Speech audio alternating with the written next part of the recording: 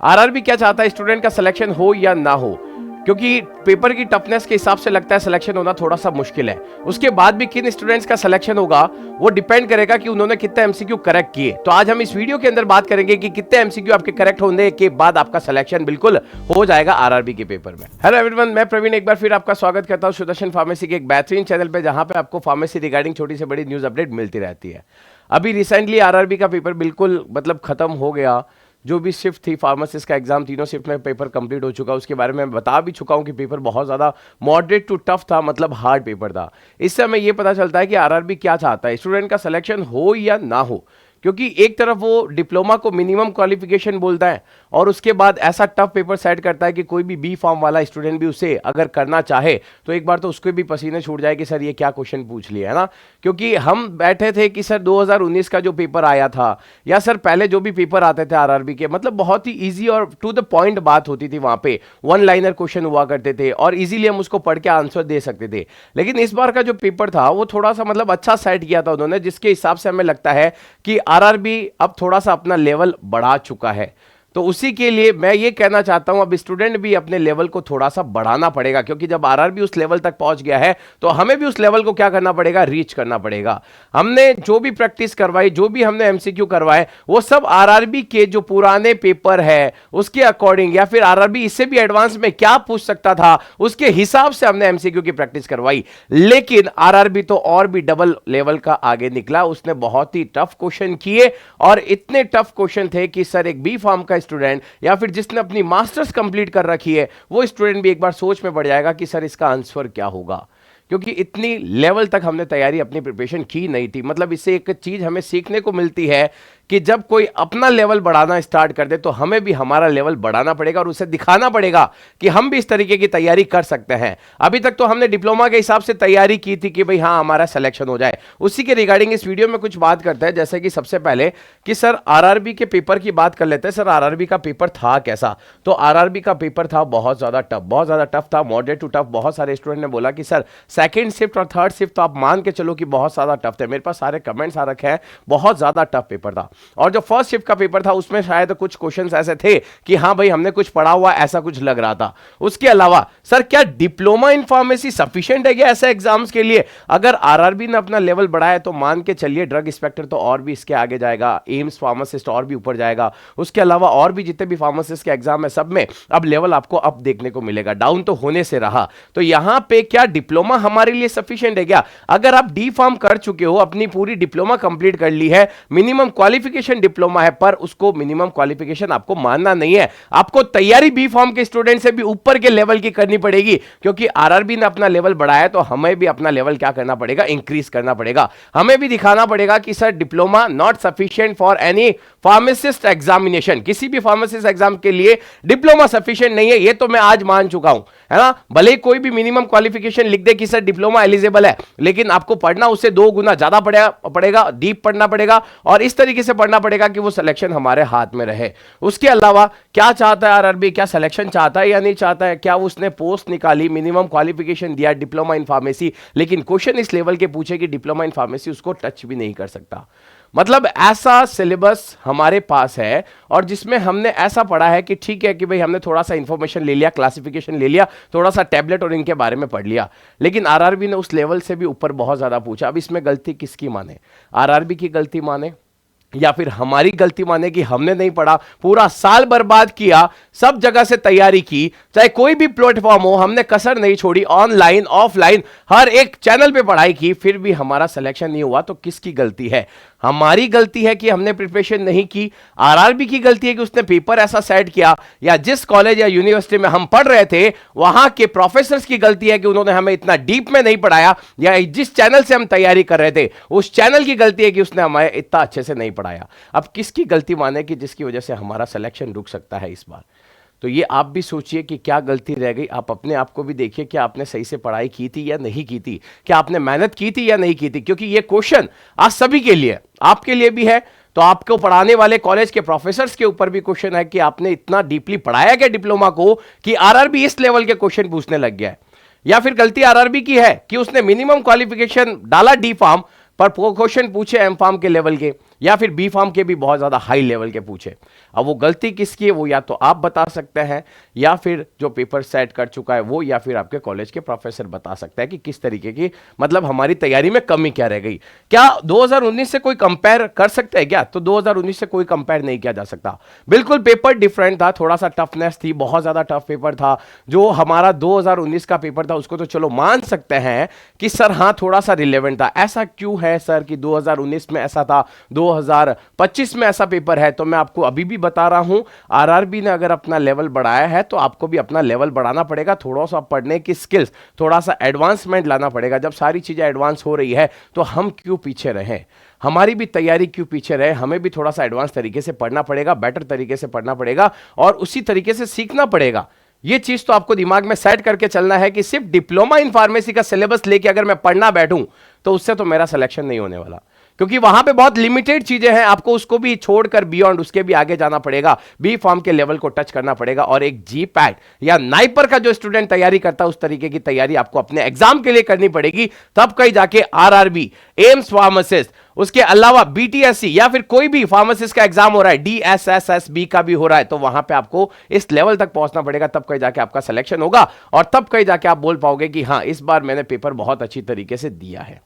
उसके अलावा अगर हम यहां पे बात करें तो बहुत सारे स्टूडेंट ऐसा कमेंट कर रहे हैं कि सर आपने भी पढ़ाया उसमें से क्वेश्चन नहीं आए। तो मैं उनको बता देना चाहता हूं कि चलो ठीक है, आपके दिमाग में जो भी सेट होगा कि हमने पढ़ाया है और हमने पढ़ाने के बाद भी हमारे पास कोई क्वेश्चन नहीं आए, तो मैं आपसे ये पूछना चाहता हूं हमने कितनी लाइव क्लासें ली थी? सर 3 लाइव क्लासें ली थी और 10 वीडियो मैंने डाले थे, वो भी सिर्फ किसके? सर 25-25 MCQ के। वो भी क्यों?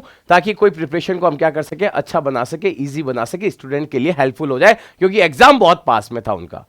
ठीक है, तो उसके लिए हमने 25 MCQ के 10 वीडियो डाले और 3 लाइव वीडियोस डाले। मतलब टोटल मैंने कितने MCQ करवाए सर? 600 MCQ करवाए और 12 घंटे की सिर्फ क्लास ली है मैंने, सिर्फ 12 घंटे क्लास ली है। भले वो 7 दिन में, मान लो 7 दिन में भले एक एक वीडियो आता था, पर मैंने सिर्फ 12 घंटे की क्लास ली है। 600 MCQ करवाए हैं जिसमें 3 लाइव थे और 10 वीडियो जिसमें 25-25 MCQ के क्वेश्चन थे, और उसमें भी हमने 10 से 12 क्वेश्चन देखने को मिल गए हैं डायरेक्ट एग्जाम के अंदर। आरआरबी का जो एग्जाम हुआ था उसके अंदर 10 क्वेश्चन हमें डायरेक्ट देखने को मिले, जो कि हर कोई मेमोरी बेस पे बता रहा है। तो हमारे वो क्वेश्चन है, मेरे पास वो सारे के सारे स्क्रीनशॉट भी मैंने आपको बता दिए थे कि ये क्वेश्चंस आए हुए हैं यहां से।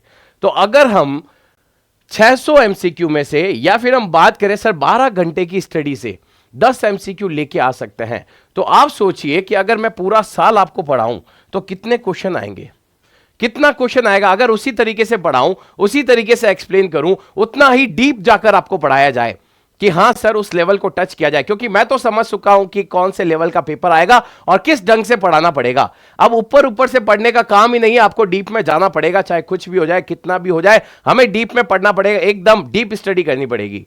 तो अगर पूरे साल पढ़ाए तो आपके हिसाब से क्या लगता है कितने क्वेश्चन आ सकते हैं? आप वैसे भी परसेंटेज कैलकुलेट कर सकते हो कितना क्या हो सकता है, आपको लगना चाहिए कि हाँ सर कितना आ सकता है।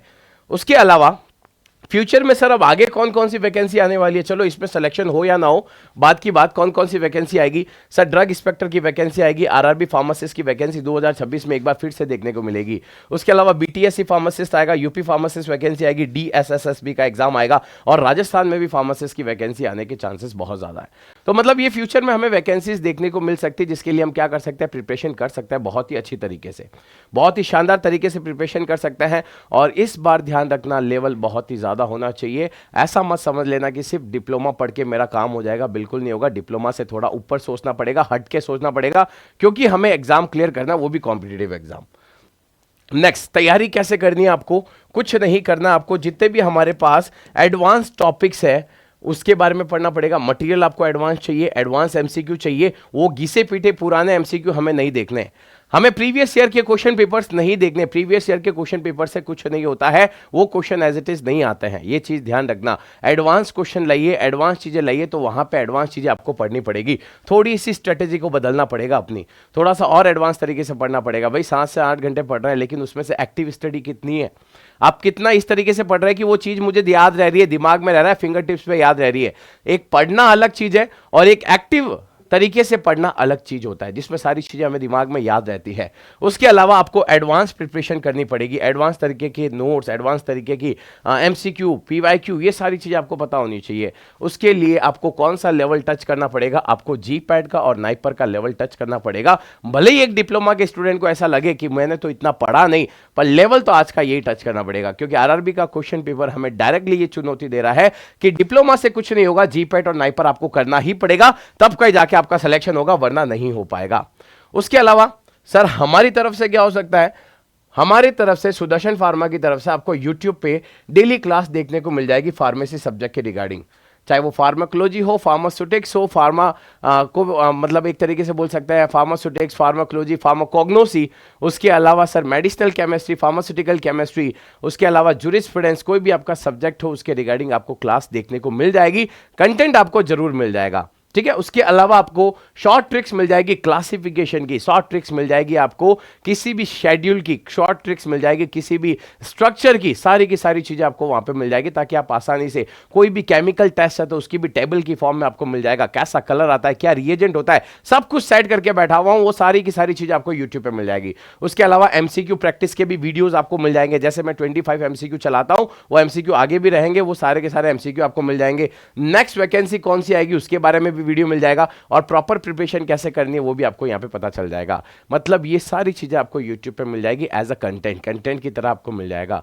क्या ये आपको रिक्वायर है या नहीं, एक बार मुझे कमेंट करके जरूर बताना कि yes sir we require that kind of content, है ना, हमें ऐसा कंटेंट चाहिए, तो आप मुझे एक बार कमेंट करके जरूर बताना ताकि मैं इसको स्टार्ट कर सकूं, ठीक है, ताकि मैं जल्द से जल्द वीडियो बना लूं और अच्छी तरीके से आपको प्रोवाइड करवा दूं सारा का सारा कंटेंट, ठीक है। और तैयारी करनी पड़ेगी, बुरा नहीं मानने की बात है कि सर डिप्लोमा हूं मैं, इतनी तैयारी नहीं कर पाऊंगा, तैयारी करनी पड़ेगी, चाहे कुछ भी हो जाए तैयारी आपको करनी पड़ेगी, और जरूरी है तैयारी करना, क्योंकि लेवल बहुत ज्यादा हाई हो चुका है।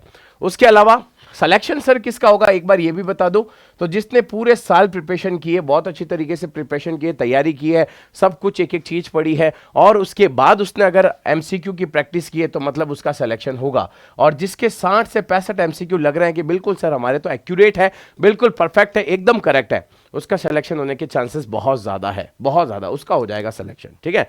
और बाकी क्या हो सकता है आंसर की, वो सब मैं आपको बता दूंगा कि सर जब भी आंसर की आएगी उसके बारे में बता दूंगा कि उस टाइम पे पता चल जाएगा। उसके अलावा हमें क्या करना पड़ेगा सर, हमें और क्या करना पड़ेगा, तो हमें एक मिशन लेके चलना पड़ेगा, #RRB फार्मासिस्ट 2026, RRB फार्मासिस्ट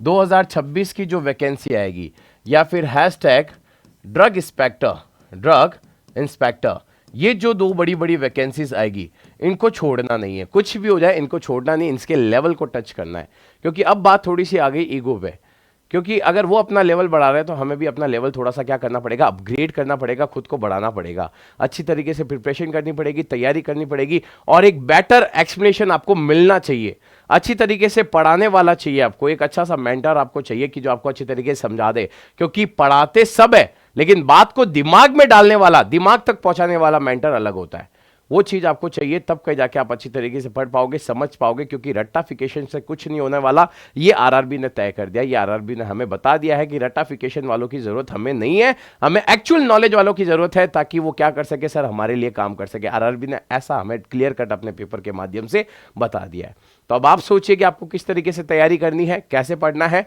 और जो भी आपको चाहिए कंटेंट सब कुछ वो आप मुझे कमेंट में लिख के बता सकते हैं, क्योंकि कमेंट का जवाब मैं बहुत ही जल्द वीडियो के साथ देता हूं।